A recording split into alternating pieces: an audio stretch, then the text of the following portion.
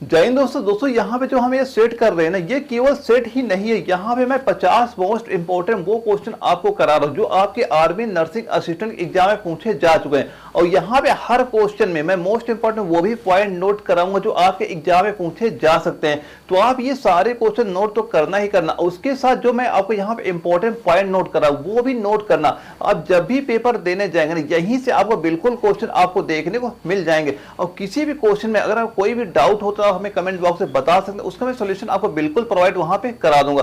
और दोस्तों यह वीडियो अगर आपको जरा भी इंफॉर्मेटिव लगे ना, वीडियो को लाइक करना ना भूलिएगा। तो आइए स्टार्ट करते हैं आज क्लास। दोस्तों यहाँ पे जो हम क्वेश्चन कर रहे हैं ना, ये केवल आपके सेट ही नहीं है दोस्तों। ये मान चला मैं आपको जितने सेट करा रहा हूँ, हर सेट से आप जब भी पेपर देके चले आना, वहां पे चेक करना 1 से लेके 2 क्वेश्चन आपको हर सेट से आपको देखने को मिलेंगे। क्योंकि यहाँ पे जितने सेट करा रहा हूँ सारे आपके मोस्ट इंपोर्टेंट में वही क्वेश्चन यहाँ पे करा रहा हूँ जो आपके आर्मी नर्सिंग असिस्टेंट एग्जाम में बार बार क्वेश्चन रिपीट हो रहे हैं। तो आप ये सारे क्वेश्चन नोट करते चल, आप जब भी पेपर देके आएंगे ना, हर सेट से आपको कम से कम मान चलना 2 से लेके 3 क्वेश्चन हमेशा आपको दिखेंगे। क्योंकि मैं वही क्वेश्चन कराता हूँ जो इस समय फिलहाल आपके एग्जाम में क्वेश्चन पूछे जा रहे हैं। और जो हमारा आज का पहला क्वेश्चन है, इसमें पूछा गया है कि कार्डियोलॉजी में दिल की धड़कन का अध्ययन करने के लिए निम्नलिखित में से किसका प्रयोग किया जाता है। इन 4 ऑप्शन में हमें ये बताना है। तो इसका राइट आंसर नोट कर लेना। राइट आंसर क्या हो जाएगा, वह आपका होगा कैथोड रे ऑसिलोस्कोप जो हमारा दिया जा रहा है। ऑप्शन नंबर बी इसका बिल्कुल राइट आंसर आपका हो जाता है। और दोस्तों यहाँ पे एक पॉइंट और बताना, जो आपके कार्डियोलॉजी जो आपके यहाँ के जो डॉक्टर होते हैं, इनके डॉक्टर जो होते हैं, इनके डॉक्टर को क्या कहा जाता है। तो इनके डॉक्टर को बोलते हैं क्या, कार्डियोलॉजिस्ट बोला जाता है। जो कार्डियोलॉजी के डॉक्टर होते हैं उनको क्या बोला जाता है, उनको बोला जाता है कार्डियोलॉजिस्ट बोला जाता है। ये भी क्वेश्चन याद रखना। और दोस्तों जो आपके हृदय की धड़कन की जो अध्ययन किया जाता है, इसका जो ग्राफ बनता है, इसका क्या बनता है, इसका जो ग्राफ बनता है, उस ग्राफ को क्या बोला जाता है, उस ग्राफ को क्या बोलते हैं। यानी उसका रिकॉर्ड होता है, ग्राफी जो इसका रिकॉर्ड होता है उसको क्या बोलते हैं, उसको बोलते हैं ईसीजी बोला जाता है। और दोस्तों ये क्वेश्चन कई बार यहाँ एग्जाम में आया है कि ईसीजी का फुल फॉर्म बताइए क्या होता है। ईसीजी का फुल फॉर्म क्या होता है, नोट कर लें, इलेक्ट्रोकार्डियोग्राफ। नोट करना, ये एग्जाम में कई बार क्वेश्चन आपका क्वेश्चन पूछा जा चुका है। क्या बोलते हैं, उसे बोला जाता है इलेक्ट्रोकार्डियोग्राफ, इसे बोला जाता है। ये एग्जाम में कई बार क्वेश्चन आपका बन चुका है कि ईसीजी का सीधा सीधा पूछता है ईसीजी का फुल फॉर्म क्या होता है, इलेक्ट्रोकार्डियोग्राफ होता है। और ईसीजी आपका किससे संबंधित आपका हो जाता है, ये किससे संबंधित आपका हो जाता है, हृदय से आपका संबंधित हो जाता है। ये सारे पॉइंट याद रखिएगा। अगला क्वेश्चन आता है, क्वेश्चन नंबर 2 आता है। इसमें क्या पूछा जाए, जब खाने में लंबे समय तक हरी सब्जियों का प्रयोग नहीं किया जाता है, निम्न में से कौन सी बीमारी हमें हो जाती है। तो सबसे पहले ये बताइए दोस्तों, जब आप कभी हरी सब्जियां अगर नहीं खाते हैं, तो हरी सब्जियों के ना खाने से क्या होता है, विटामिन ए हमें नहीं मिलता। क्या नहीं मिलता है, विटामिन ए हमें नहीं मिलता है। तो अगर आपको विटामिन ए आपको नहीं मिलेगा तो आपको कौन सी दिक्कत हो जाती है, ये तो सभी को पता होगा। तो इसका राइट आंसर क्या हो जाएगा, रात्रि अंधत्व। क्या दिया जा, जो दिया गया रात्रि अंधत्व यहाँ पे दिया जा रहा है। इसे हम रतौंधी के नाम से भी इसे जाना जाता है। तो क्या कौन सा रोग हो जाता है, रतौंधी नामक रोग हो जाता है। क्योंकि अगर आप हरी सब्जियों का प्रयोग नहीं करेंगे तो विटामिन ए की क्या होती है, कमी हो जाती है। और जिस वजह से क्या होता है, रतौंधी नामक रोग आपको हो जाता है। और दोस्तों जो रतौंधी से पीड़ित व्यक्ति होता है, इसको दिन में तो कोई दिक्कत आपको नहीं होती, लेकिन इससे जो पीड़ित रोगियों को रात में दिखाई भी नहीं पड़ता है। इसका मेन काम क्या होता है, इनमें विटामिन ए की कमी हो जाती है। और दोस्तों विटामिन ए का एक पॉइंट और नोट करना, विटामिन ए को क्या बोलते हैं, ये कई बार आपके एग्जाम में क्वेश्चन रिपीट हुआ है। विटामिन ए को क्या क्या बोलते हैं, इसको बोलते हैं संक्रमण रोधी विटामिन बोलते हैं। नोट कर लेना, इसको क्या बोलते हैं, इसको बोला जाता है संक्रमण रोधी विटामिन भी इसको बोला जाता है। ये भी पॉइंट याद रखिएगा कि विटामिन ए को किस नाम से जाना जाता है, इसको आपको संक्रमण रोधी विटामिन के नाम से भी जाना जाता है। अगला जो क्वेश्चन आता है हमारा 3 नंबर आता है। इसमें क्या पूछा जा रहा है, आराम करने वाले व्यक्ति की नाड़ी की दर आमतौर पर प्रति मिनट धड़कन के बीच कितनी होती है। इस क्वेश्चन का आंसर तो सभी को पता ही होगा। तो राइट आंसर इसका क्या हो जाएगा, वह आपका हो जाएगा 60 और 72 के बीच में। राइट आंसर क्या हो जाएगा, 60 और 72 के बीच हो जाएगा। ऑप्शन नंबर बी इसका बिल्कुल राइट आंसर आपका हो जाएगा। दोस्तों ये सारे जो क्वेश्चन कर रहा हूँ, सारे क्वेश्चन किसी न किसी जेडारो एआरओ में रिपीट हुए हैं, और आपका एग्जाम जब भी लगेगा वहां भी आपके एग्जाम ये क्वेश्चन आपको देखने को मिल जाएंगे। तो आप ये सारे क्वेश्चन बिल्कुल नोट करते हैं चलिएगा। और इसके बाद जो अगला क्वेश्चन आता है 4 नंबर आता है, इसमें क्या पूछा गया कि एक वयस्क इंसान सामान्य रूप से 24 घंटे में लगभग कितना मूत्र विसर्जित करता है, कितना मूत्र विसर्जित करता है, ये इस क्वेश्चन पूछा गया है। तो इसके 4 ऑप्शन यहाँ पे हमारे दिए जा रहे हैं। तो इसका राइट आंसर क्या हो जाएगा, राइट आंसर नोट कर लेना कितना हो जाएगा। जो हमारा दिया जा रहा है 1.8 लीटर, क्या हो जाएगा 1.8 लीटर। ऑप्शन नंबर डी हमारा बिल्कुल राइट आंसर आपका हो जाता है। दोस्तों एक दो पॉइंट और नोट करना, जो है आपका ये मूत्र होता है, इसके पॉइंट भी नोट करना। यहाँ से भी एग्जाम में क्वेश्चन कई सारे आपके बन जाते हैं। तो जो आपका मूत्र होता है इसमें क्या क्या पाया जाता है, इसमें क्या क्या होता है, सबसे पहले नोट करना इसमें क्या होता है, जल होता है। और जल का परसेंटेज कितना होता है, ये आपका 95% इसमें आपका जल ही पाया जाता है। और उसके बाद एक नोट करना, इसमें क्या होता है, लवण की मात्रा भी होती है। ये कितने परसेंट होते हैं, 2% इसमें लवण की मात्रा ही आपकी हो जाती है। और एक और नोट करना, इसमें क्या होता है, यूरिया होती है। और क्या होता है, इसमें आपका यूरिया होता है। यूरिया की मात्रा कितनी होती है, वो आपका 2.5% इसमें यूरिया होता है। और दोस्तों और एक पॉइंट और नोट करना, इसमें यूरिक अम्ल भी होता है। एक और नोट कर लेना, क्या होता है, यूरिक अम्ल भी इसमें पाया जाता है। और यूरिक अम्ल का परसेंटेज कितना होता है, वो आपका 0.3% आपका क्या होता है, यूरिक अम्ल होता है। इनका परसेंटेज भी कभी कभी आपके एग्जाम में क्वेश्चन देखने को मिले हैं, तो ये भी याद रखिएगा। और इसके बाद जो हमारा अगला क्वेश्चन आता है, और दोस्तों एक बात याद करना कि जो ये क्लास हो रही इसका जो पीडीएफ है मैं इसमें टेलीग्राम में अपलोड कर दूंगा, वहां से आप डाउनलोड कर सकते हैं। सिंपल सा आपको सर्च करना है, आर्मी एग्जाम क्रैक सर्च करना है। टेलीग्राम में एक ग्रुप ओपन होगा, इस ग्रुप में आपको जो डेली क्लास होती है उनकी पीडीएफ आपको वहां पे देखने को मिल जाएंगी। और कल दोस्तों 20 मार्च को ये मान 12 बजे मैं आपको ये मानता हूँ जितने प्रैक्टिस सेट अभी हमारे कंप्लीट हो गए सारे आपको यहाँ पे अपलोड कर दूंगा। सारे आप ऑनलाइन एसटी वहाँ पे दे सकते हैं। और ये सारे एसटी आपके वैसे ही होंगे जैसा कि आपका एग्जाम में क्वेश्चन पूछे जा रहे हो, सारे मैं वही क्वेश्चन इसमें इंक्लूड करूंगा।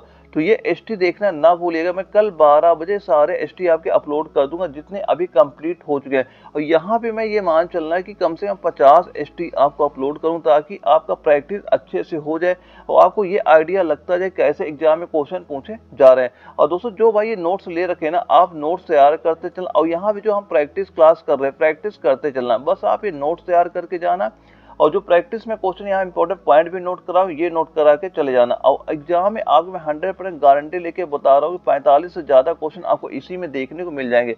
बस आप जो नोट्स ले रखे हैं इन्हीं का तैयार करते रहना, यहाँ एक भी क्वेश्चन आपका बाहर नहीं जाएगा, यकीन मान के चलिएगा। और इसके बाद हमारा जो अगला क्वेश्चन आता है, इसमें क्या पूछा जा रहा है, मनुष्य की आंख का जो रंग आंख के खाली स्थान में स्थित रंग द्रव्य पर निर्भर करता है, ये हमसे यहाँ पे पूछा जा रहा है। तो किस पे ये निर्भर करता है, ये आपका निर्भर करता है किस पे, आइरिस पे निर्भर करता है। किस पे निर्भर करता है, ये आपका आइरिस पे निर्भर करता है। ऑप्शन नंबर ए हमारा बिल्कुल राइट आंसर आपका हो जाता है। क्योंकि जो मनुष्य की आंख का रंग होता है आइरिस पे स्थित जो रंग द्रव्य पर आपको ये तो निर्भर करता ही करता है। और आइरिस होती क्या, आपकी एक अपारदर्शी झिल्ली का पर्दा होता है और जिसके बीच में एक आपका छेद पाया जाता है। और आइरिस का मुख्य कार्य क्या होता है, इसका जो मेन कार्य होता है प्रकाश की मात्रा को नियंत्रित करना, इसका एक मान काम होता है। कि आइरिस का जो मेन काम क्या होता है, इसका मेन काम क्या होता है, प्रकाश की जो मात्रा होती है यानी प्रकाश की मात्रा का नियंत्रण करना आइरिस का एक मेन काम आपका ये हो जाता है। यानी कि जब प्रकाश ज्यादा आता है ये सिकुड़ जाती है, जब प्रकाश कम होता है ये क्या होता है, फैल जाती है। आपने नोटिस भी किया होगा जब आप धूप में कभी बाहर निकलते हैं तो आपकी आंखें क्या होती है, हल्की सी सिकुड़ जाती है। किस वजह से होती है, जो आइरिस की वजह से होती है, क्योंकि ये ऑटोमेटिक काम करता है। आप धूप में रहेंगे आंखें आपकी छोटी हल्की सी छोटी आपको ये सिकुड़ जाती है। अब अगर जहाँ पे लाइट कम होती है वहां पे आप देखेंगे नोटिस करेंगे कि जो आपकी आंखें होती थोड़ी सी फैल जाती है। ये किसकी वजह से होता है, ये आपका सारा कुछ आपका आइरिस की वजह से आपको ये सब होता है। और इसके बाद जो अगला क्वेश्चन आता है हमारा 6 नंबर आता है, इसमें क्या पूछा जा रहा है, निम्न में से किस खनिज को पीला केक भी कहा जाता है। क्या पूछा जा रहा है, निम्न में से किस खनिज को पीला केक के नाम से जाना जाता है। किसको जाना जाता है, वह जाना जाता है यूरेनियम को। किसको जाना जाता है, यूरेनियम को जाना जाता है। इसका ऑप्शन नंबर जो बी हमारा ये बिल्कुल राइट आंसर आपका हो जाता है। यूरेनियम को पीला केक के नाम से जाना जाता है। और यूरेनियम जो होता है इसका रासायनिक चिन्ह क्या होता है, यूरेनियम का रासायनिक चिन्ह क्या होता है, यू होता है। और इसका परमाणु संख्या भी बताइए क्या होती है। इसकी परमाणु जो यूरेनियम होता है, यूरेनियम का एक ये बताइए इसकी जो परमाणु संख्या आपकी कितनी होती है। ये भी एग्जाम में क्वेश्चन बन चुका है। तो यूरेनियम की परमाणु संख्या कितनी होती है, ये आपकी होती है 92। कितनी होती है, 92 होती है। और जो यूरेनियम है, यूरेनियम की खोज किसने की थी, ये एग्जाम में क्वेश्चन बन चुका है। तो यूरेनियम की खोज किसने की थी, नोट करना, क्लाप्रोथ ने की थी। किसने की थी, इसकी खोज की थी क्लाप्रोथ नाम के एक वैज्ञानिक थे, इसकी खोज की थी। ये भी पॉइंट आप याद रख लीजिएगा। और अगला जो हमारा क्वेश्चन आता है 7 नंबर आता है, इसमें क्या पूछा जा रहा है, एंटीबायोटिक पेनिसिलिन की खोज किसने की थी। एंटीबायोटिक पेनिसिलिन की खोज किसने की थी, तो इसकी खोज किसने की थी, वो की थी, इसका राइट आंसर नोट कर लेना, वह कितना हो जाएगा, अलेक्जेंडर फ्लेमिंग। क्या हो जाएगा, अलेक्जेंडर फ्लेमिंग। यानी ऑप्शन नंबर बी हमारा दिया जा रहा है, ये बिल्कुल राइट आंसर हमारा हो जाता है। और दोस्तों जो आर्किमिडीज थे, आर्किमिडीज ने किसकी खोज की थी, इनका भी नोट कर लेना, किसकी खोज की थी, इन्होंने खोज की थी उत्प्लावन बल। किसकी खोज की थी, इन्होंने खोज की थी उत्प्लावन बल की खोज की थी। ये भी पॉइंट याद रखिएगा। और जो यहाँ पे ग्राहम बेल दिया जा रहा है, ग्राहम बेल ने किसका खोज किया था, इन्होंने खोज की थी टेलीफोन की। इन्होंने खोज किसकी की थी, इन्होंने खोज की थी टेलीफोन की, इन्होंने खोज की थी। और जो यहाँ पे लुई पास्चर दिया जा रहा है, लुई पास्चर ने किसकी खोज की थी, ये भी नोट करना, क्या हो जाएगा, रेबीज का टीका। क्या हो जाएगा, रेबीज का टीका इन्होंने खोज की थी। ये सारे पॉइंट नोट करना, आपके एग्जाम यहाँ से बिल्कुल क्वेश्चन आपको देखने को मिलने वाले हैं। और अगला जो हमारा क्वेश्चन आता है 8 नंबर आता है, इसमें क्या पूछा जा रहा है, उस वाहिनी का चयन करें जो मूत्राशय से मूत्र को शरीर से बाहर ले जाती है। तो इसका राइट आंसर नोट कर लेना, वह कितना हो जाएगा, वह हमारा हो जाएगा जो यहाँ पे दिया गया है, यूरेथेरा। क्या दिया जा रहा है, यूरेथेरा। यूरेथेरा हमारा बिल्कुल राइट आंसर आपका हो जाएगा। तो ऑप्शन नंबर ए इसका बिल्कुल राइट आंसर हो जाएगा। और अगला जो क्वेश्चन आता है 9 नंबर आता है, इसमें क्या पूछा जा रहा है, मनुष्यों में पित्त का उत्पादन किस अंग से होता है। मनुष्यों में जो पित्त का उत्पादन किस अंग से होता है, तो ये किस अंग से आपका होता है, ये आपका जिगर से होता है। कहाँ से होता है, जिगर से होता है। और जिगर को और क्या बोलते हैं, जिगर को यकृत नाम से आपका ये जाना जाता है। तो फिर यहाँ से इसका उत्पादन होता है। अगर हमसे ये पूछा जाता है इसका मान लो यहाँ से उत्पादन हो जाता है और ये कहाँ पे मान लो एकत्रित होता है, ये जो आपका पित्त बनता है, पित्त कहाँ पे आपका एकत्रित होता है, पित्त कहाँ पे आपका एकत्रित होता है, कहाँ से एकत्रित होता है, ये आपका जो पित्ताशय होता है, जो पित्ताशय होता है, पित्ताशय में आपका सारा ये एकत्रित हो जाता है। यानी अगला जो क्वेश्चन आता है 10 नंबर आता है, इसमें क्या पूछा जा रहा है, निम्नलिखित रोगों में से कौन सा रोग फफूंद के कारण होता है। निम्नलिखित रोगों में से कौन सा रोग आपका फफूंद के कारण होता है, ये हमसे यहाँ पे पूछा जा रहा है। तो कौन सा रोग फफूंद के कारण होता है, राइट आंसर क्या हो जाएगा, दाद हो जाएगा। क्या हो जाएगा, दाद हो जाएगा। यानी ऑप्शन नंबर डी इसका बिल्कुल राइट आंसर हमारा हो जाता है। और दोस्तों जो दाद होता है, ये फफूंद को क्या बोलते हैं, कवक भी बोलते हैं। और कवक से और कौन कौन से रोग आपके होते हैं, ये भी याद रखिएगा। तो कवक से कौन कौन से रोग होते हैं, एक तो आप कभी अगर आपसे ये पूछ लेती है गंजापन जो रोग होता है, कौन सा रोग, गंजापन जो रोग होता है किससे होता है, ये भी आपका कवक से होता है। और एक आपका दमा पूछ लिया जाए, दमा हो जाता है, या फिर पूछ लिया जो दाद हो गया, खाज हो गया, ये सारे किससे होते हैं, ये सारे सारे आपके कवक से ही रोग आपके होते हैं। और एक और नोट करना, यहीं पे एक होता है हाथी पांव होता है, ये भी एग्जाम में कई बार क्वेश्चन बन चुका है। यानी जो हाथी पांव होता है ये भी किससे होता है, ये भी आपका कवक से ही आपका ये रोग हो जाता है। ये सारे पॉइंट याद रखिएगा। अगला क्वेश्चन आता है हमारा 11 नंबर आता है। और दोस्तों जो आपका एग्जाम जब भी पेपर देने जाएंगे, इस बार भी आप जो आपका एग्जाम 22 अप्रैल को लगाए, तो विटामिन का एक क्वेश्चन 100% लिख के रख लेना कि एग्जाम में क्वेश्चन आपका यहाँ से पूछा जाएगा। तो इसमें पूछा जा रहा है विटामिन B7 का रासायनिक नाम क्या है। तो ये बताइए विटामिन जो B7 होता है इसका रासायनिक नाम क्या हो जाएगा। तो राइट आंसर नोट करना, क्या होगा, बायोटीन। क्या हो जाएगा, बायोटीन हो जाएगा। ऑप्शन नंबर बी हमारा बिल्कुल राइट आंसर आपका हो जाता है। और दोस्तों कुछ पॉइंट और नोट करा, ये भी पॉइंट आप नोट कर लेना। यहाँ भी मान लो दिया गया बायोटीन किसका हो गया, B7 का आपका हो जाता है। अगर दोस्तों आपसे ये पूछ लेते ये बताओ जो विटामिन हमारा विटामिन ए होता है इसका रासायनिक नाम क्या होता है, ये नाम नोट करना, क्या होता है, रेटिनॉल होता है। दोस्तों विटामिन के नाम जो मैं नोट कर रहा हूँ सारे नोट करना जो आपको याद ना हो, क्योंकि एग्जाम में आपको यहाँ से क्वेश्चन आपको बिल्कुल देखने को मिलने वाले हैं। और ये बताइए जो आपका विटामिन सी होता है इसका रासायनिक नाम क्या होता है, ये भी नोट करना, क्या होता है, ये आपका हो जाता है एस्कॉर्बिक एसिड। क्या हो जाता है, यहाँ पे नोट करना, एस्कॉर्बिक एसिड आपका हो जाता है। और इसके बाद ये बताइए जो आपका विटामिन डी होता है, विटामिन डी का रासायनिक नाम क्या होता है, वो आपका कैल्सीफेरॉल होता है। ये भी नोट करना, क्या हो जाता है, वो आपका हो जाता है कैल्सीफेरॉल आपका हो जाता है। ये भी पॉइंट याद रखिएगा। और इसके बाद बताइए जो आपका विटामिन ई होता है, विटामिन जो ई होता है इसका रासायनिक नाम क्या होता है, वह आपका होता है टोकोफेरॉल होता है। क्या होता है, वह आपका टोकोफेरॉल आपका हो जाता है, ये भी याद रखिएगा।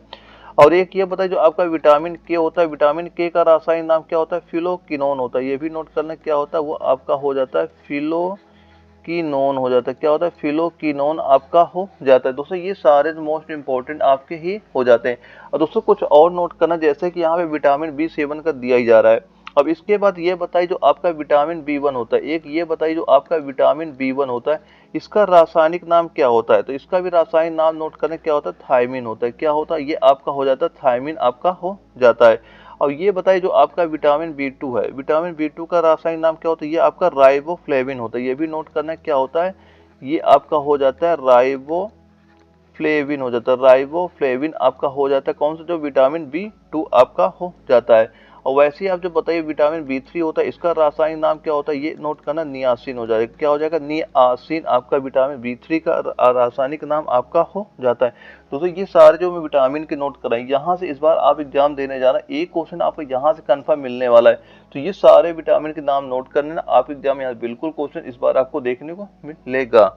और अगला क्वेश्चन आता है 12 नंबर आता है, इसमें क्या पूछा जा रहा है, निम्न में से कोशिकाओं का कौन सा भाग पशु कोशिकाओं में नहीं होता है। कौन सा भाग पशु कोशिकाओं में नहीं होता, जो यहाँ पे दिया जा रहा है कोशिका भित्ति।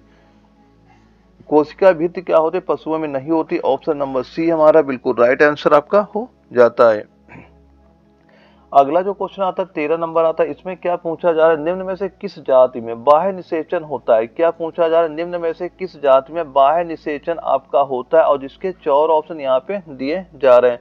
तो बाह्य निषेचन किसमें होता है, जो आपके ये मेढक होते हैं, मेढक में क्या होता है, बाह्य निषेचन आपका होता है। ऑप्शन नंबर जो सी हमारा दिया जा रहा है ये बिल्कुल राइट आंसर हमारा हो जाता है। और दोस्तों एक पॉइंट और बताइए, जो आपका मेढक होता है ये आपका किस वर्ग में आता है, जो मेढक होता है आपका ये किस वर्ग में आपका आता है, किस वर्ग में आता है ये नोट कर लेना, किस वर्ग में आता है, ये आपका आता है एम्फीबिया वर्ग में आता है। किस वर्ग में आता है आपका, ये एम्फीबिया वर्ग में आपका ये आ जाता है। ये भी पॉइंट आप याद रखिएगा।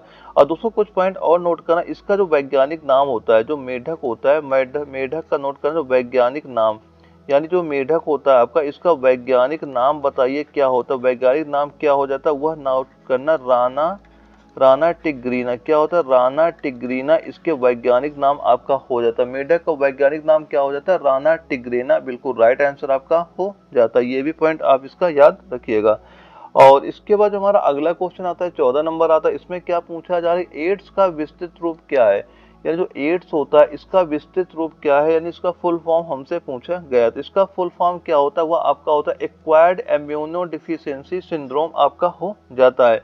और दोस्तों ये किस वायरस के कारण से होता है, जो एड्स होता है किस वायरस के कारण से आपका होता है, ये आपका HIV वायरस के कारण से आपका ये हो जाता है। ये भी पॉइंट याद रखना। और एक पॉइंट और इसका याद ये रखना कि इसकी जांच किस पद्धति से की जाती है। तो किस पद्धति से इसकी जांच होती है, ये आपका एलिसा पद्धति इसकी जांच के लिए अपनाई जाती है। ये भी पॉइंट आप याद रखिएगा। ये वायरस किस वायरस से होता है, HIV वायरस से होता है। और इसकी कौन सी जांच की जाती है, इसमें एलिसा जांच आपकी की जाती है। ये सारे पॉइंट आप याद रखिएगा। और इसका राइट आंसर तो हो गया ऑप्शन नंबर सी हमारा बिल्कुल राइट आंसर आपका हो जाता है।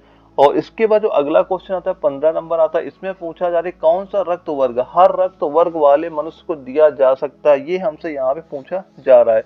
तो इसका राइट आंसर क्या हो जाए, कौन सा रक्त सभी को दिया जा सकता है, ये हमसे यहाँ पे पूछा जा रहा है। तो राइट आंसर नोट कर लेना, इसका राइट आंसर क्या हो जाएगा आपका ऑप्शन नंबर जो हमें BO दिया जा रहा है, ये हमारा बिल्कुल ऑप्शन बी हमारा राइट आंसर आपका हो जाता है।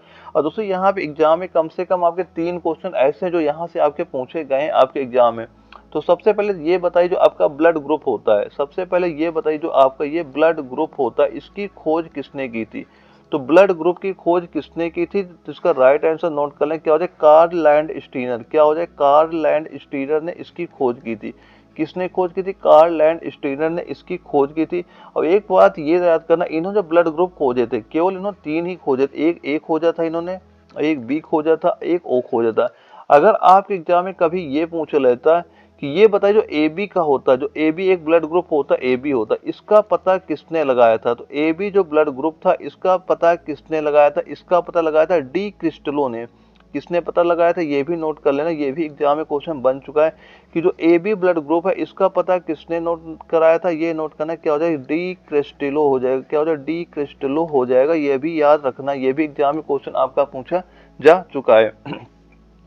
और दोस्तों कुछ पॉइंट और नोट करना, जो आपका ये O ब्लड ग्रुप होता है तो क्या होता है, जो रक्त समूह आपका O होता है इसे क्या बोलते हैं, इसे यूनिवर्सल डोनर बोलते हैं, इसे क्या बोलते हैं, इसे बोला जाता है यूनिवर्सल डोनर बोला जाता है। और जो आपका AB होता है, AB को आप क्या बोलते हैं, इसको सार्वभौमिक प्राप्त करता है, यानी यूनिवर्सल रिसीवर इसको बोला जाता है। ये भी पॉइंट आप इसको याद रखिएगा। और इसके बाद जो हमारा अगला क्वेश्चन आता है 16 नंबर आता है, इसमें क्या पूछा जाता है, यहाँ से हमारी केमिस्ट्री स्टार्ट हो जाती है। और केमिस्ट्री में आपके एग्जाम में मान लो 15 क्वेश्चन आते हैं, अगर 4 को नंबर एक क्वेश्चन होता है, 60 नंबर की आपकी केमिस्ट्री आपके एग्जाम में क्वेश्चन पूछी जाती है। और 16 नंबर में पूछा जा रहा है कि वायु में नाइट्रोजन का क्या महत्व है। और ये क्वेश्चन आपका लखनऊ जेडारो में आपका पूछा भी गया था, पूछा जा रहा है वायु में नाइट्रोजन का क्या महत्व है, ये हमसे यहाँ पे पूछा जा रहा है। तो क्या महत्व हो जाएगा, तो इसका महत्व होता है ऑक्सीजन का तनु करता है और जो कि अन्यथा शुद्ध अवस्था में अत्यंत क्रियाशील होता है। तो ऑप्शन नंबर बी इसका बिल्कुल राइट आंसर आपका हो जाता है। और दोस्तों एग्जाम में ये क्वेश्चन कई बार पूछा गया है, जो आपका नाइट्रोजन गैस होती है इसका उपयोग कहाँ कहाँ पे होता है, ये एग्जाम में कई बार क्वेश्चन आपका बन चुका है। तो नाइट्रोजन गैस का उपयोग कहाँ कहाँ पे होता है, एक तो इसका सबसे ज्यादा जहाँ उपयोग होता है बिजली के जो बल्ब होते हैं, बिजली के बल्ब में इसका उपयोग होता है, और वायुयान के टायरों में इसका उपयोग होता है, और द्रव नाइट्रोजन का प्रयोग प्रशीतक के रूप में भी इसका किया जाता है। ये भी कई बार आपके एग्जाम में क्वेश्चन पूछे जा चुके हैं। पहला तो ये नोट करना, जो आपका बिजली का बल्ब होता है, यानी बिजली के जो बल्ब होते हैं उनमें इसका उपयोग किया जाता है। और एक पॉइंट याद करना, जो वायुयान के टायर होते हैं, जो आपके वायुयान के टायर होते हैं, वायुयान के टायर होते हैं, जो वायुयान के टायर होते हैं इनमें इनका उपयोग किया जाता है। ये एग्जाम में कई बार क्वेश्चन आपके बन चुके हैं। और दूसरा एक पॉइंट और याद कर, ये बताना, जो आपका यूरिया होता है, जो आपका ये यूरिया होता है, यूरिया में नाइट्रोजन का परसेंटेज कितना होता है, तो कितना परसेंटेज होता है आपका, ये होता है 46% आपका होता है। ये भी पॉइंट याद रखिएगा। और ये बताइए दोस्तों, जो आपका यूरिया होता है, यूरिया का रासायनिक सूत्र क्या होता है, यानी यूरिया होता है, यूरिया का रासायनिक सूत्र क्या होता है, ये एग्जाम में क्वेश्चन पूछा जा चुका है। तो क्या होता है, वह आपका हो जाएगा NH2CO NH2। ये किसका होता है, यूरिया का रासायनिक सूत्र आपका हो जाता है। अगर दोस्तों आपसे ये कभी एग्जाम में क्वेश्चन पूछा, ये बताओ जो मनुष्य का शरीर है उसमें नाइट्रोजन का परसेंटेज कितना है, जो मनुष्य का शरीर है उसमें नाइट्रोजन का परसेंटेज कितना है, कितना परसेंट होता है, वो आपका 3% नाइट्रोजन होता है, मनुष्य के शरीर में होता है। ये भी पॉइंट याद रखिएगा। अगला क्वेश्चन आता है 17 नंबर आता है, इसमें पूछा गया है पानी और चाक के मिश्रण को पृथक किया जा सकता है। और ये क्वेश्चन आपका दानापुर जेडारो में आपका पूछा भी गया था। तो इसका राइट आंसर क्या हो जाएगा, राइट आंसर नोट करना, अवसादन द्वारा। किसके द्वारा, अवसादन द्वारा, यानी ऑप्शन नंबर ए हमारा बिल्कुल राइट आंसर आपका हो जाता है। और दोस्तों यहाँ पे जो दिया जा रहा है एक वाष्पन, ये वाष्पन कौन सी क्रिया होती है, तो वाष्पन वह प्रक्रिया आपकी होती है जिसमें गैस सीधे द्रव में बदल जाते हैं, जो गैस होते हैं जिसमें सीधे द्रव में बदल जाते हैं, वह क्रिया क्या कहलाती है, वह क्रिया आपकी वाष्पन कहलाती है। ये भी पॉइंट याद रखिएगा। अगला जो क्वेश्चन आता है 18 नंबर आता है, इसमें क्या पूछा जा रहा है कि दो विलयनों को कब आइसोटोनिक कहा जाता है। पूछा जा रहा है दो विलयनों को कब आइसोटोनिक कहा जाता है। तो कब इनको आइसोटोनिक कब कहा जाता है, कब कहा जाता है, उनका जब परासरण दाब क्या होता है, समान होता है। परासरण दाब जब उनका क्या होता है, समान होता है, तब उनको क्या बोलते हैं, उनको बोलते हैं आइसोटोनिक बोला जाता है। तो ऑप्शन ए इसका बिल्कुल राइट आंसर आपका हो जाता है। और अगला जो हमारा क्वेश्चन आता है 19 नंबर आता है, इसमें पूछा गया न्यूट्रॉन की खोज किसने की। दोस्तों जो आपके इलेक्ट्रॉन होते हैं, प्रोटॉन होते हैं, न्यूट्रॉन होते हैं, ये सारे नोट करने। यहाँ से एक क्वेश्चन आपको बिल्कुल देखने को आपको मिलने वाला इस बार आपके एग्जाम में। तो जो न्यूट्रॉन थे, न्यूट्रॉन की खोज किसने की थी, न्यूट्रॉन की खोज किसने की थी, तो राइट आंसर नोट करना क्या हो जाएगा, जेम्स चैडविक हो जाएगा। क्या हो जाएगा, जेम्स चैडविक हो जाएगा। यानी ऑप्शन नंबर जो सी हमारा बिल्कुल राइट आंसर आपका हो जाता है। और दोस्तों जो जे थॉमसन है, जे थॉमसन ने किसकी खोज की थी, इन्होंने खोज की थी इलेक्ट्रॉन की खोज जे थॉमसन ने की थी। और दोस्तों एक और नोट का, जो रदरफोर्ड है, रदरफोर्ड ने किसकी खोज की, रदरफोर्ड ने प्रोटॉन की खोज की थी। ये भी पॉइंट याद रखिएगा, ये दोनों पॉइंट याद कर लीजिए। न्यूट्रॉन की खोज किसने की, जेम्स चैडविक ने की। जे थॉमसन ने इलेक्ट्रॉन की खोज की, रदरफोर्ड ने प्रोटॉन की खोज की। ये पॉइंट याद रखिएगा। और अगला जो क्वेश्चन आता है 20 नंबर आता है, इसमें क्या पूछा गया कि कार्बनिक यौगिक किस प्रकार के होते हैं? जो आपके कार्बनिक यौगिक होते हैं ये किस प्रकार के होते हैं? तो कार्बनिक यौगिक किस प्रकार के होते हैं? ये आपके सहसंयोजी यौगिक होते हैं। कैसे यौगिक होते हैं? ये सहसंयोजी यौगिक होते हैं। और दिलहित जटावरों में क्वेश्चन बना हुआ था और ये इसका राइट आंसर नोट कर लेना क्या हो जाएगा? ऑप्शन नंबर ए हमारा बिल्कुल राइट आंसर आपका हो जाता है।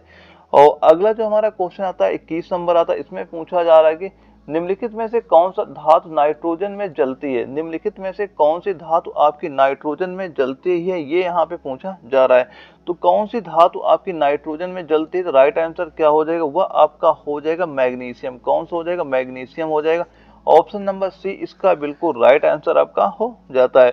दोस्तों एग्जाम में ये क्वेश्चन कई बार बना, जो अभी सोडियम वाला दिया जा रहा है, ये सीधा सीधा बोलता है जो सोडियम होता है, सोडियम को कहाँ पे रखा जाता है? तो सोडियम को कहाँ पे रखा जाता है? इसको रखा जाता है किरोसिन में। कहाँ रखा जाता है? इसको रखा जाता है किरोसिन, जो तेल होता है, जो किरोसिन तेल होता है, जिसे आप जान सकते हैं मिट्टी का जो तेल होता है, जिसे किरोसिन तेल बोले, या आपको जो मिट्टी का तेल होता है, इसमें किसको रखा जाता है? सोडियम को रखा जाता है। ये पॉइंट याद कर रखना, कई बार आपके एग्जाम में क्वेश्चन यहाँ पे बन चुके हैं।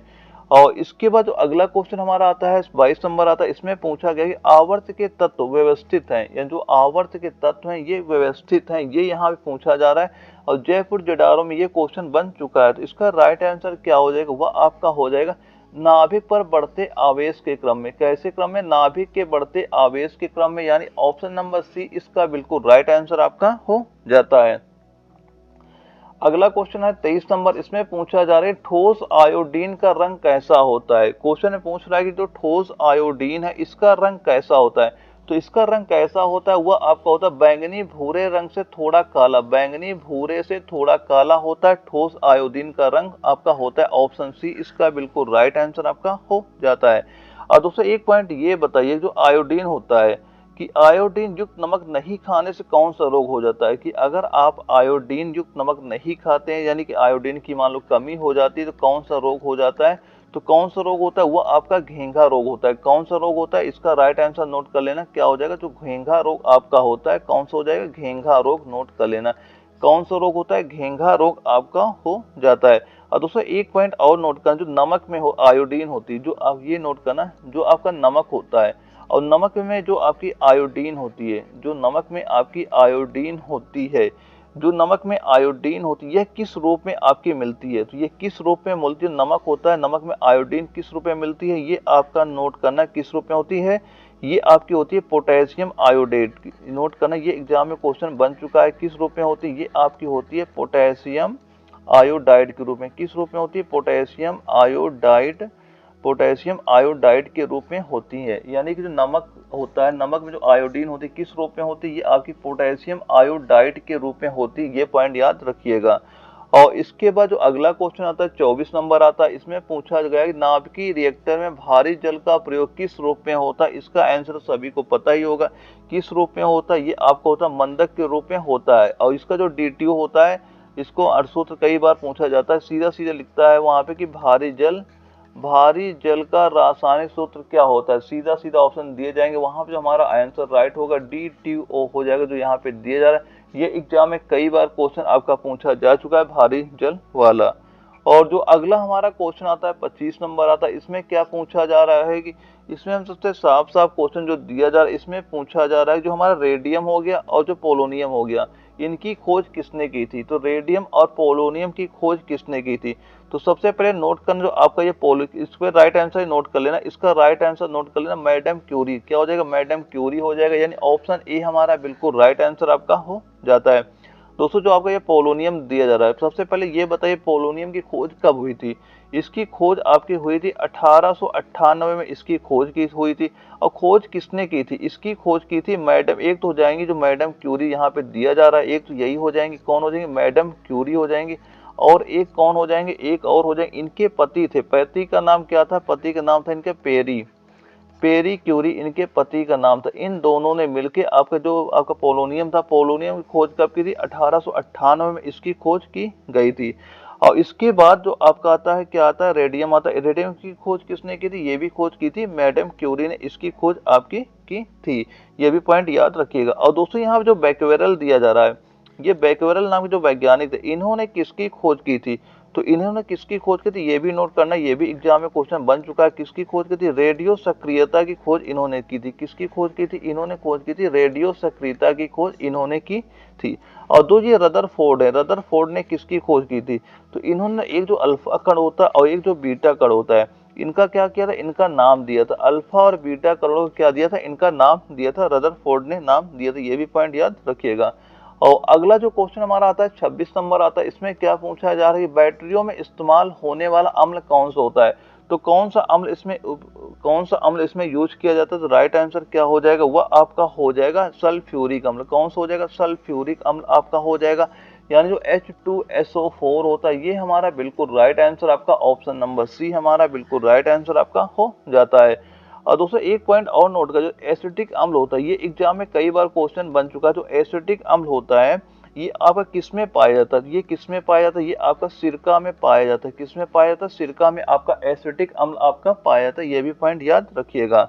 और दोस्तों एक पॉइंट और याद करें, ये एग्जाम में कई बार क्वेश्चन पूछा जा चुका है आपसे। अगर ये पूछे कि सर्वाधिक प्रभावशाली अम्ल कौन सा है, यानी अगर ये पूछा जाए कि सर्वाधिक प्रभावशाली अम्ल कौन सा है, प्रभावशाली अम्ल आपका कौन सा है, अगर ये एग्जाम में क्वेश्चन आपका बनता है, तो आपका राइट आंसर क्या हो जाएगा, वह हो जाएगा परक्लोरिक। राइट आंसर नोट करना, क्या हो जाएगा, वह आपका हो जाएगा परक्लोरिक अम्ल हमारा बिल्कुल राइट आंसर आपका हो जाता है। दोस्तों सीधा सीधा आपसे क्वेश्चन पूछेगा कि सर्वाधिक प्रभावशाली अम्ल आपका कौन सा होता है, तो उसका राइट आंसर क्या हो जाएगा, वहां पे हो जाएगा परक्लोरिक अम्ल। और ये हमारा बिल्कुल राइट आंसर आपका हो जाएगा। इस क्वेश्चन का राइट आंसर क्या हो जाएगा, ऑप्शन सी हमारा बिल्कुल राइट आंसर आपका हो जाता है। अगले क्वेश्चन में पूछा गया कि मानव रक्त का पीएच लगभग कितना होता है। पूछा जा रहा है मानव रक्त का पीएच मान लगभग कितना होता है, तो राइट आंसर क्या हो जाएगा, वह आपका हो जाएगा 7.4 होता है। और दोस्तों ये बताइए, जो शराब होती है, शराब का पीएच मान कितना होता है, तो इसका पीएच मान कितना होता है, वह आपका 3 हो जाता है। और यहीं पे अगर आपसे ये पूछे जो आपकी बियर होती है, तो ये बता बियर का पीएच मान कितना होता है। जो बियर होती है, बियर का पीएच मान कितना हो जाता है, वो अभी नोट करना 4.5 होता है। कितना होता है, 4.5। जो बियर होती है, इसका पीएच मान कितना होता है, 4.5 आपका ये हो जाता है। और अगला जो क्वेश्चन आता है 28 नंबर आता है, इसमें क्या पूछा जा रहा है, K2Cr2O7 में जो क्रोमियम दिया जा रहा है, क्रोमियम का ऑक्सीकरण संख्या क्या है, ये हमसे यहाँ पे पूछा जा रहा था। इसकी ऑक्सीकरण संख्या कितनी हो जाती है, तो राइट आंसर नोट कर लेना, कितनी होती है, +6 आपकी हो जाती है। इसका राइट आंसर क्या हो जाए, +6 आपके हो जाते हैं। दोस्तों इसका पूरा आपका एक चैप्टर होता है, जो मैंने नोट्स आपको प्रोवाइड करा रखे हैं, उसमें पूरा डिटेल्स मैंने इसके बारे में दे रखा है। जितने भी क्वेश्चन आपके बन सकते हैं ऑक्सीकरण के, सारे मैंने आपको जो नोट्स प्रोवाइड करा रखे, उसमें सारे के सारे आपको मिल जाएंगे। एक बार वो सारे क्वेश्चन वहां पे देख लेना, सारा आपको डिटेल से आपको वहां पे समझ में आ जाएगा। दोस्तों इसको अगर ये पूछे कैसे निकालते हैं, जैसे इसे लिखते हैं, क्या लिखते हैं, इससे आपका ये K2 हो जाएगा। एक हमारे क्या K2 दिया जा रहा है, और एक है यहाँ पे जैसे Cr2 हो गया, और क्या दिया जा रहा है, यहाँ पे O7 दिया जा रहा है। तो जो आपका K2 होता है, इसमें कितने आवेश आपके होते हैं, इसमें +2 आवेश हो गया। और क्रोमियम का हमारा निकालना है, इसमें हम 2x लिख देते हैं। और ऑक्सीजन में कितने आवेश हो जाते हैं, यहाँ -14 हो जाते हैं। तो सभी को जोड़ देते हैं, कितना लिखेंगे, 2 लिखते हैं, प्लस का 2x हो जाता है, फिर माइनस का कितना, ये 14 दिया जा रहा है, बराबर 0 कर देते हैं। अब ये प्लस का 2 है, और ये माइनस का 14, यहाँ कितना हो जाएगा, 2x हो जाएगा। और प्लस 2 घटे कितना आ गया, यहाँ पे -12 और बराबर 0 दी जाती है। यहाँ 2x बराबर कितना हो जाएगा, 12 हो जाता है। तो x बराबर कितना होता है, 12/2 होता है। यहाँ से कितना 6 निकल के आ जाता है, वो भी 6 किसका आता है, प्लस का आता है। तो इसका ऑक्सीकरण संख्या कितनी हो जाती है, आपकी +6 हो जाती है। यानी ऑप्शन नंबर ए हमारा बिल्कुल राइट आंसर आपका हो जाता है। और इसके बाद हमारा अगला क्वेश्चन आता है 29 नंबर आता है, इसमें भी पूछा जा रही है फास्फोरस की ऑक्सीकरण संख्या क्या है। और ये भी क्वेश्चन वैसा ही लगेगा जो अभी हमने पहले वाला क्वेश्चन सोल्व कराया था, सेम टू सेम ऐसा सेम टू सेम आपका क्वेश्चन आपका ये भी है। तो इसकी ऑक्सीकरण संख्या कितनी हो जाएगी, इसकी आपके +5 हो जाएगी। ये क्वेश्चन सोल्व करना, अगर इसमें आपको डाउट लगता है हमें कमेंट बॉक्स में बता देना, इसका भी मैं सोल्यूशन आपको बिल्कुल प्रोवाइड आपको करा दूंगा। इसका राइट आंसर क्या हो जाएगा, ऑप्शन नंबर सी हमारा बिल्कुल राइट आंसर आपका हो जाता है। और इसके बाद जो अगला क्वेश्चन आता है 30 नंबर आता है, इसमें क्या पूछा गया कि एंजाइम कैसे पदार्थ होते हैं। जो आपके एंजाइम होते हैं, ये कैसे पदार्थ आपके होते हैं। तो एंजाइम कैसे पदार्थ होते हैं, तो राइट आंसर नोट करना है, कैसे होते हैं, ये जटिल कार्बनिक पदार्थों को साधारण पदार्थों में बदलते हैं। तो राइट आंसर क्या हो जाएगा, ऑप्शन नंबर जो बी हमारा दिया जा रहा है, ये बिल्कुल राइट आंसर आपका हो जाता है। और दोस्तों एक पॉइंट और नोट करना, जो आपके एंजाइम होते हैं, एंजाइम शब्द का प्रयोग एंजाइम शब्द का जो प्रयोग है सर्वप्रथम किसने किया था, ये भी नोट करना किसने किया था, यह किया था विल्हम ने। नोट कर लेना किसने किया था, विल्हम ने इसका सर्वप्रथम प्रयोग किया था। इनका पूरा नाम क्या होता है, विल्हम कुन होता है। क्या हो पूरा नाम होता है, विल्हम कुन इनका पूरा नाम हो जाता है। कि एंजाइम शब्द का सर्वप्रथम प्रयोग किसने किया था, वह विल्हम कुन ने इसका सर्वप्रथम प्रयोग किया था। और दोस्तों जो प्रमुख एंजाइम तो आप सभी को पता ही होगा कौन कौन से, जैसे पेप्सिन हो गया, इन्वर्टेज हो गया, लाइपेज हो गया, एमाइलेज हो गया, माइल्टेज हो गया और सुक्रेज हो गया। ये सारे सारे आपके प्रमुख एंजाइम आपके हो जाते हैं। और इसके बाद हमारा अगला क्वेश्चन आता है, यहाँ से हमारा फिजिक्स स्टार्ट हो जाता है। और फिजिक्स का आपके 4 क्वेश्चन, वाह फिजिक्स के आपके 5 क्वेश्चन पूछे जाते हैं और एक क्वेश्चन 4 नंबर का आपका होता है, यानी 20 नंबर की आपकी फिजिक्स भी आपके एग्जाम में क्वेश्चन पूछी जाती है। और दोस्तों पहला क्वेश्चन जो हमारा आता है 31 नंबर, इसमें क्या पूछा जा रहा है, पाउंड को किलोग्राम में बदलने के लिए गुणा करना पड़ता है। तो किससे गुणा करना पड़ता है, तो किससे गुणा करना पड़ता है, वो आपका 0.4536 द्वारा गुणा करना होता है। यानी ऑप्शन ए हमारा बिल्कुल राइट आंसर आपका हो जाता है। दोस्तों एग्जाम में एक बार क्वेश्चन आपसे ये पूछा गया था कि जो सूर्य का द्रव्यमान होता है, ये हमें बताइए, जो सूर्य होता है, जो सूर्य का द्रव्यमान कितना होता है, ये हमें बता दीजिए। ये एग्जाम में क्वेश्चन बन चुका है आपका। एक ये बता दीजिए और ये भी बता दीजिए, जो आपकी पृथ्वी होती है, जो पृथ्वी होती है, पृथ्वी का द्रव्यमान कितना होता है। तो सूर्य का द्रव्यमान सबसे पहले लिख लेना कितना होता है, वह आपको होता है 1.98 गुणे 10 की पावर 30 kg होता है। तो सूर्य का द्रव्यमान कितना होता है, 1.98 इंटू 10 की पावर 30 kg आपका हो जाता है। और पृथ्वी का द्रव्यमान कितना होता है, ये भी नोट करना, 5.98 गुणे 10 की पावर 24 किलोग्राम किसका होता है, पृथ्वी का आपका द्रव्यमान आपका हो जाता है। ये पॉइंट याद रखना, ये क्वेश्चन आपका एग्जाम में बन चुका है आपका, ये ऊपर वाला, तो ये भी नोट करना, हो सकता है आपके एग्जाम में ये भी क्वेश्चन आपको देखने को मिल जाए। और इसके बाद जो अगला क्वेश्चन आता है 32 नंबर, इसमें पूछा जा रहा है अदिश राशि कौन सी। इसमें से हमें ये बताना है कि अदिश राशि इनमें से आपकी कौन सी है। तो इसमें जो आपकी ऊर्जा दी जा रही, ऊर्जा कैसी राशि होती है, ये आपकी एक अदिश राशि होती है। तो अदिश राशियां होती कौन कौन सी, तो जो दूरी नोट कर लेना क्या होती है, कुछ अदिश राशियां नोट करना, जो आपकी दूरी हो गया, या आपका जो समय हो गया, या फिर आपका जो आयतन हो गया, जो क्या हो जाएगा आयतन हो जाएगा, या फिर जो तापमान होता है, क्या होता है जो तापमान हो जाता है, और जो आपका क्षेत्रफल होता है, और क्या होता है जो क्षेत्रफल होता है, और क्या जो चाल होती है। ये सारी सारी कैसी राशियां होती है, ये सारी सारी आपकी अदिश राशियां आपकी होती है, सारे याद रखिएगा। और अगला जो क्वेश्चन आता है हमारा 33 नंबर आता है, इसमें क्या पूछा जा रहा है कि अल्टीमीटर से क्या मापते हैं। जो अल्टीमीटर होता है, अल्टीमीटर से क्या मापा जाता है। तो अल्टीमीटर से क्या मापते हैं, वो नापते हैं भूतल से ऊंचाई। क्या मापा जाता है, भूतल से ऊंचाई मापा जाता है। यानी जो भूतल से जो वायुयान होते हैं ना, वायुयान कैसे ऊंचाई मापते हैं, जो भूतल से ऊंचाई कैसे मापते हैं, इसी अल्टीमीटर से आप मापा जाता है। ये पॉइंट याद रखिएगा। और दोस्तों यहाँ पे जो हमारा दिया जा रहा है विद्युत धारा की जो सामर्थ्य होती है, इसकी सामर्थ्य किससे मापी जाती है, ये आपकी वोल्ट से मापी जाती है। ये भी पॉइंट याद रखिएगा। और जो यहाँ पे सुनाई देने में अंतर होता है, ये किससे मापा जाता है, ये आपका डेसिबल से मापा जाता है। किससे नापा जाता है, आपका डेसिबल से आपका ये मापा जाता है। ये भी याद रखिएगा। और वायुमंडलीय जो आपका दाब होता है, ये किससे आपका मापा जाता है, ये आपका जो बैरोमीटर होता है। क्या होता है आपका बैरोमीटर होता है, इससे ये आपका मापा जाता है। वायुमंडलीय दाब आपका इससे मापा जाता है।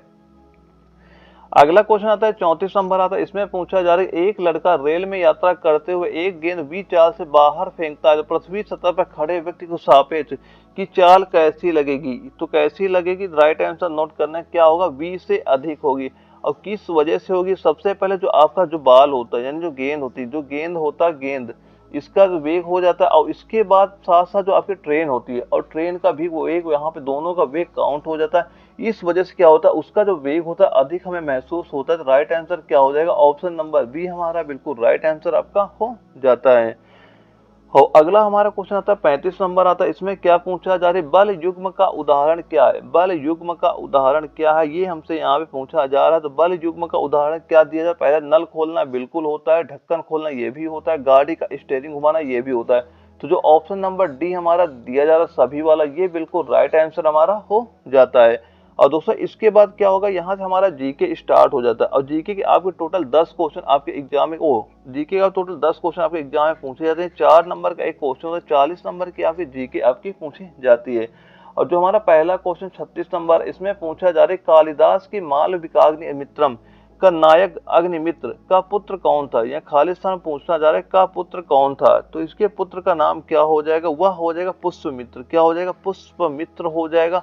ऑप्शन ए इसका बिल्कुल राइट आंसर आपका हो जाता है। दोस्तों यहाँ मैं जितने क्वेश्चन करा रहा हूँ सारे के सारे आपके मोस्ट इंपोर्टेंट वही क्वेश्चन करा रहा हूँ जो आपके पेपर में आ सकते हैं। तो आप ये सारे क्वेश्चन बिल्कुल नोट करते चलना, आपके एग्जाम में यहाँ से बिल्कुल क्वेश्चन आपको देखने मिलेंगे। और दोस्तों अगर ये वीडियो अगर आपको जरा भी इन्फॉर्मेटिव लगती है तो वीडियो को लाइक कर दें। मैं आपके एग्जाम तक वैसे वैसे क्वेश्चन आपको प्रोवाइड करा दूंगा कि आपके एग्जाम से एक भी क्वेश्चन आपका बाहर नहीं जाने वाला है।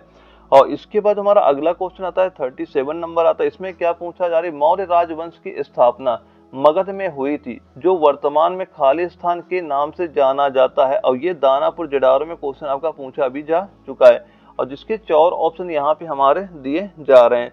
तो इसका राइट आंसर नोट कर लेना। राइट आंसर क्या हो जाएगा? वह होगा बिहार। क्या हो जाएगा? बिहार हो जाएगा। यानी ऑप्शन नंबर सी हमारा बिल्कुल राइट आंसर आपका हो जाता है। और दोस्तों अगर आपसे ये पूछा जो मौर्य राजवंश की स्थापना जो मगध में होती जिसका संस्थापक कौन था, संस्थापक कौन हो जाते हैं इनके मौर्य राजवंश के? कौन से होते? वो आपके चंद्रगुप्त मौर्य होते। ये भी पॉइंट याद करना, ये भी एग्जाम में क्वेश्चन पूछा जा चुका है कि मौर्य राजवंश का संस्थापक कौन था? वो थे चंद्रगुप्त मौर्य थे। ये भी पॉइंट याद रखिएगा। अगला क्वेश्चन आता है 38 नंबर आता है। इसमें पूछ रहा है कि निम्न में से अकबर के दरबार के मुख्य चित्रकार कौन थे? मुख्य चित्रकार कौन थे ये पूछा जा रहा है। लखनऊ जडारो में क्वेश्चन आ भी चुका है और जिसके 4 ऑप्शन यहाँ पे हमारे दिए जा रहे हैं। तो राइट आंसर नोट कर लेना। राइट आंसर क्या हो जाएगा? वो आपका होगा दसवंत। क्या हो जाएगा? दसवंत हो जाएगा। यानी ऑप्शन नंबर सी हमारा बिल्कुल राइट आंसर आपका हो जाता है। और जो दसवंत है ये अकबर के दरबार के मुख्य चित्रकार आपके ये हो जाते हैं। और दोस्तों एक पॉइंट एग्जाम में कई बार क्वेश्चन बनता है, जो अकबर के 9 रत्न थे, अकबर के जो 9 रत्न थे, 9 रत्नों में कौन कौन थे? जो अकबर के 9 रत्न उसमें आपके अबुल फजल आ जाते हैं, फैजी आ जाते हैं, मियाँ आ जाते हैं, तानसेन आते हैं, राजा बीरबल आ जाते हैं, राजा टोडरमल भी आते हैं, राजा मानसिंह आ जाते हैं और अब्दुल रहीम खान खाना भी आते हैं और फकीर अजमुद्दीन भी आते हैं, मुल्ला तो प्याजा ये भी आ जाती है। ये इनके सारे सारे उनके 9 रत्नों में आपके आ जाते हैं। अगला क्वेश्चन आता है 39 नंबर आता है। इसमें पूछा गया कि भारत के संविधान में कुल कितने भाग हैं? ये हमसे यहाँ पे पूछा जा रहा है। तो संविधान में कितने भाग हैं? संविधान में भागों की संख्या कितनी है? इस समय 22 है। ऑप्शन नंबर डी हमारा बिल्कुल राइट आंसर आपका हो जाता है। और दोस्तों एक पॉइंट और याद करना, ये भी एग्जाम में क्वेश्चन आपका बन चुका है। ये सीधा सीधा पूछा जो आपका भारत का संविधान है ये कब पारित किया गया था? तो भारत का जो संविधान है कब आपका पारित किया गया था? ये भी एग्जाम में क्वेश्चन बन चुका है। कब पारित किया गया था? ये पारित किया गया 26 नवंबर और 1949 में ये आपका पारित किया गया था। और जब संविधान आपका बना था, जब संविधान आपका बना था उस समय इसमें क्या थे? कुल भाग उस समय कितने थे? सबसे पहले ये बताइए, जो आपका संविधान जब बना था इसमें कुल भाग उस समय आपके कितने थे? उस समय कितने थे? उस समय भाग थे आपके 22 भाग थे। और उसमें अनुच्छेद कितने थे ये बताइए? उसमें अनुच्छेद कितने थे? अनुच्छेद इसमें आपके 395 अनुच्छेद थे। और उस समय क्या जो अनुसूचियां थी, यानी उस समय जो आपकी अनुसूचियां थी, अनुसूचियों की संख्या कितनी थी? तो अनुसूचियां कितनी थी उस समय? थी कितनी अनुसूचियां थी उस समय? अनुसूचियां आपकी थी 8 थी। और जो अब बढ़ के कितनी हो गई? अब बढ़ के आपकी हो गई है कितनी? 12 आपकी हो गई। ये भी सारे पॉइंट इसके याद रखिएगा। और इसके बाद जो हमारा अगला क्वेश्चन आता है 40 नंबर आता है। इसमें क्या पूछा जा रहा है? भारत एक है। तो भारत एक है तो इसका राइट आंसर क्या हो जाएगा? भारत एक क्या हो जाएगा? आपका धर्मनिरपेक्ष राष्ट्र हो जाएगा। क्या हो जाएगा? धर्मनिरपेक्ष राष्ट्र हो जाता है। ऑप्शन नंबर सी हमारा बिल्कुल राइट आंसर आपका हो जाता है। और अगला जो क्वेश्चन आता है 41 नंबर आता है। इसमें पूछा गया योजना आयोग के अंतिम उपाध्यक्ष कौन है? योजना आयोग के अंतिम उपाध्यक्ष कौन थे? ये क्वेश्चन आपका लखनऊ जडारो में आपका ये पूछा गया था। उस समय जो इसका राइट आंसर वहां पे किया गया था वो था मोंटेक सिंह अहलूवालिया, यानी मोंटेक सिंह अहलूवालिया आपका ऑप्शन ए वहां पे राइट किया गया था जब आपको ये क्वेश्चन लखनऊ जडारो में आपका पूछा गया था। तो ये सारे क्वेश्चन आप बिल्कुल नोट करते चलिएगा। अगला जो क्वेश्चन आता है इसमें पूछा जा रहा है टर्फ रॉक किसका एक उदाहरण है? तो जो टर्फ रॉक होता है ये किसका एक उदाहरण होता है? ये आपका आग्नेय चट्टानों का एक उदाहरण होता है। ऑप्शन बी इसका बिल्कुल राइट आंसर आपका हो जाता है। अगला क्वेश्चन आता है 43 नंबर। इसमें पूछा जा रहा है किस महाद्वीप में कोई ठंडा मौसम नहीं होता है? तो किस महाद्वीप में कोई ठंडा मौसम नहीं होता है? वो आपका अफ्रीका महाद्वीप होता है। कौन सा महाद्वीप होता है? अफ्रीका महाद्वीप होता है। ऑप्शन ए हमारा बिल्कुल राइट आंसर आपका हो जाता है। अगला क्वेश्चन 44 नंबर में पूछा गया बर्लिन इस देश की राजधानी है।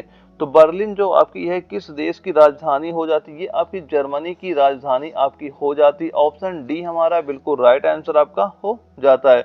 और दोस्तों ये बताइए जो हंगरी देश होता है, हंगरी देश की राजधानी कौन सी होती है, वो भी नोट कर लें। क्या होती है, बुडापेस्ट होती है। क्या होती है, बुडापेस्ट आपका बिल्कुल राइट आंसर हमारा हो जाता है। और इसके बाद बताइए जो ग्रीस होता है, ग्रीस की राजधानी क्या होती है आपकी, एथेंस आपकी इसकी राजधानी आपकी हो जाती है। और ये सारे पॉइंट आप नोट करना। एक जर्जिया है, जर्जिया की राजधानी नोट कर लें, क्या होता है वो आपका तिल्लसी हो जाती है। इसकी राजधानी क्या होती है, वो आपकी होती है जो तिल्लसी होती है, आपकी इसकी राजधानी आपकी हो जाती है। और इसके बाद जो अगला क्वेश्चन आता है 45 नंबर आता है, इसमें पूछा जा रहा है भारत में अत्यधिक नारियल उत्पादन करने वाला राज्य कौन सा है। तो इसका राइट आंसर क्या होगा, राइट आंसर नोट कर लें, केरल राज्य हो जाएगा। ऑप्शन नंबर बी हमारा बिल्कुल राइट आंसर आपका हो जाता है। तो दोस्तों जो आपके एक तो ये नोट करें, जो आपका केरल राज्य होता है, केरल राज्य सर्वाधिक मात्रा में क्या पाया जाता है, सबसे ज्यादा तो आपका ये नारियल ही होता है। सबसे ज्यादा क्या होता है, नारियल होता है। इसके बाद क्या होता है, इसके बाद प्राकृतिक जो आपकी रबड़ होती है, रबड़ आपकी पाई जाती है। उसके बाद क्या होता है, जो काजू होता है, ये सर्वाधिक आपके केरल राज्य में आपके पाए जाते हैं। और दोस्तों एक और नोट करें, ये भी एग्जाम में क्वेश्चन बन चुका है, जो आपका कर्नाटक राज्य होता है। कौन सा राज्य होता है, जो कर्नाटक राज्य होता है। कर्नाटक राज्य में सबसे ज्यादा क्या पाया जाता है, सबसे ज्यादा यहाँ पे होता है कहवा। एक तो कहवा हो जाता है, एक क्या होता है, रेशम आपका यहाँ पे सबसे ज्यादा आपका पाया जाता है। और एक नोट करना, जो आपका आंध्र प्रदेश राज्य होता है, जो यहाँ पे दिया गया आंध्र प्रदेश राज्य आपका दिया जा रहा है। तो आंध्र प्रदेश राज्य में सबसे ज्यादा क्या होता है, ये इसका भी नोट करना, आपका तंबाकू हो गया। एक नोट करना क्या जो हो गया, तंबाकू हो गया और हल्दी हो गया।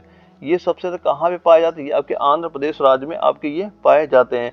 और जो पश्चिम बंगाल है, पश्चिम बंगाल में सबसे ज्यादा क्या होता है, चावल कहाँ पाया जाता है, पश्चिम बंगाल में आपका चावल पाया जाता है। और जो मछली होती है, मछली भी कहाँ पाई जाती है, ये पश्चिम बंगाल में पाई जाती है। एक जूट होता है, जूट कहाँ पाया जाता है, ये भी आपका पश्चिम बंगाल में आपका पाया जाता है। ये सारे पॉइंट याद रखना, यहाँ से क्वेश्चन कई बार आपके पूछे जा चुके हैं।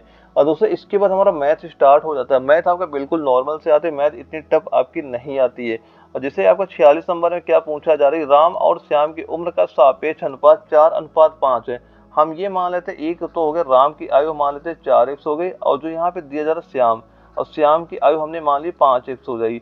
अब इनका अनुपात क्या दिया जाए, 4:5 में, यानी अनुपात क्या है 4x हो गया, और इनका कितना हो गया 5x आपका हो गया। तो वर्ष बाद यानी कि 6 वर्ष बाद उनकी उम्र का सापेक्ष अनुपात। अब 6 वर्ष बाद क्या होगा, +6 इसमें जुड़ जाएगा और +6 आपका इसमें जुड़ जाएगा। तो उनकी उम्र का अनुपात कितना हो गया, 6:7 यानी 6/7 हो गया। तो उनके बीच उम्र का अंतर कितना है, देखो यहाँ पे उम्र का अंतर कितना है, उम्र का अंतर कितना आ रहा है, x तो अंतर आ रहा है, अंतर कितना आ रहा है, x अंतर है। बस यही x का मान हमें निकालना है, यानी 4x 5x 1x का अंतर आया, बस x का मान निकाल लो, वही हमारा आंसर हो जाएगा। इनमें क्या करो, दोनों तिरछा गुणा कर दो, 7 से गुणा इसे करोगे कितना हो जाएगा, ये आपका सचौक 28x हो जाएगा, और प्लस सचंग ये हो जाएगा 42 हो जाएगा, और इधर गुणा को 6 पंचे 30 हो जाएगा, और इधर कितना हो 36 आपका ये हो जाएगा। अब यहाँ पे देखते हैं 28x है, यहाँ पे 30x है। अब इधर अगर यहाँ पे लाएंगे तो x कितना बचेगा, तो 30 में 28 घट जाएगा, यहाँ पे बचेगा 2x बचेगा, और ये 36 प्लस का है, इधर ले जाएंगे कितना बचेगा, इधर बचेगा प्लस का 6 बचेगा, यानी कि 36 में जैसे हम 42 घटाएंगे कितना बचेगा, प्लस का 6 बच जाएगा। तो यहाँ पे कितना हो जाएगा प्लस, यानी 2x बराबर 6 है, तो x बराबर कितना हो जाएगा, वो आपका हो जाएगा 6/2 हो जाएगा। 2 से काटेंगे कितना हो जाएगा, 3 आपका निकल के आ जाएगा। तो इनके अंतर हमें निकाला भी था, अंतर है कितना, x ही अंतर है। तो x का मान कितना निकाल लिया, 3 निकाल लिया। तो इसका राइट आंसर क्या हो जाएगा, ऑप्शन नंबर जो बी हमारा दिया गया, ये बिल्कुल राइट आंसर हमारा हो जाता है। और अगला हमारा क्वेश्चन आता है, इसमें क्या पूछा जा रहा है, इसमें पूछा गया है कि 23 गुणे 64 - 24, और यह मान लो क्या लिखा, भाग लिखा हुआ है, भागे बटे 100 का मान क्या होगा। तो इसका मान कैसे सोल्व करेंगे, तो यहाँ पे क्या दिया जा रहा है, पहले तो दिया जा रहा है 23 हो गया और 64 हो गया। 64 में हम जैसे 24 घटाएंगे कितना निकल के आ गया, 40 निकल के आ जाएगा। और भाग में कितना है, 100 हमारा भाग में दिया हुआ, जो वैल्यू कटे काट, 0 0 कट जाएगा। 2 से काटा कितना आ गया, यहाँ पे 5 हो गया। अब इसे कितना होता है, यानी कि 23 गुणे 2 करो कितना हो जाएगा, ये 3 दूना 6 हो जाएगा, 2 दूना 4 हो जाएगा, और बटे लिखा है 5 लिखा है। अब इसे भाग करो कितना आएगा, 9.20 हो जाएगा। यानी राइट आंसर कितना हो जाएगा, ऑप्शन नंबर जो सी हमारा दिया गया है, ये बिल्कुल राइट आंसर आपका हो जाएगा। दोस्तों जो मैथ के क्वेश्चन आपके आएंगे बिल्कुल नॉर्मल से आपके आएंगे, बस आपको फोकस किसमें करना, जो आपका साइंस वाला पोर्शन है और साइंस और जीके आपको फोकस कर लेनी है, और मैथ आपके बिल्कुल नॉर्मल से आएगी। एक क्वेश्चन यहाँ से आपका बाहर नहीं जाने वाला है। और अगला जो क्वेश्चन आता है हमारा 48 नंबर आता है, इसमें क्या पूछा गया है, किसी प्रवेश परीक्षा में अर्हता प्राप्त करने के लिए अधिकतम 600 में से 522 अंकों की आवश्यकता होती है, तो परसेंटेज में कट ऑफ क्या है, ये हमसे यहाँ पे पूछा जा रहा है। तो दोस्तों ये तो सभी को पता होगा कैसे निकालते हैं, यानी कि 600 नंबर का मान लो पेपर था हमारा और हमने नंबर लाए कितने, 522 नंबर लाए हमने, और परसेंटेज निकालने क्या करते हैं, गुणे हम 100 कर देते हैं, ये दो जीरो हमारे यहाँ से कर देते हैं, और 6 से हम जैसे ही से भाग करें कितना निकल के आएगा, 8 हो गया, 7 कितना निकल के आएगा, वो आपका 87% निकल के आ जाएगा। यानी ऑप्शन नंबर जो ए हमारा दिया जा रहा है ये बिल्कुल राइट आंसर आपका ऑप्शन ए हमारा हो जाता है। और अगला हमारा क्वेश्चन आता है 49 नंबर, इसमें क्या पूछा जा रहा है, 8 आदमी किसी काम को 10 दिन में पूरा कर सकते हैं, तो काम शुरू होने के 3 दिन बाद 4 आदमी काम छोड़कर चले जाते हैं, तो शेष बचे आदमी उसी काम को कितने दिन में पूरा कर लेंगे, ये हमसे यहाँ पे पूछा जा रहा है। तो दोस्तों सबसे पहले ये बताइए, जो आपके 8 आदमी थे किसी काम को 10 दिन में पूरा करते थे, यानी 8 आदमी थे और किसी काम को 10 दिन में पूरा करते थे, बराबर इसके बाद क्या हो रहा है कि पूरा कर सकते, काम शुरू होने के 3 दिन बाद, यानी कि जो 8 आदमी थे ये 3 दिन तो काम किए ही इन्होंने, ठीक है 3 दिन तो काम किया ही, और उसके बाद 4 आदमी काम छोड़कर चले गए, यानी कि 4 आदमी थे काम छोड़कर चले गए। अब पहले 8 आदमी थे, अब आदमी कितने बचे, 4 आदमी बचे, ये कितने दिन काम करेंगे, अब बचे हुए काम को ये x दिन करेंगे, और इसी x का मान निकाल लो, हमारा आंसर निकल के आपका आ जाएगा।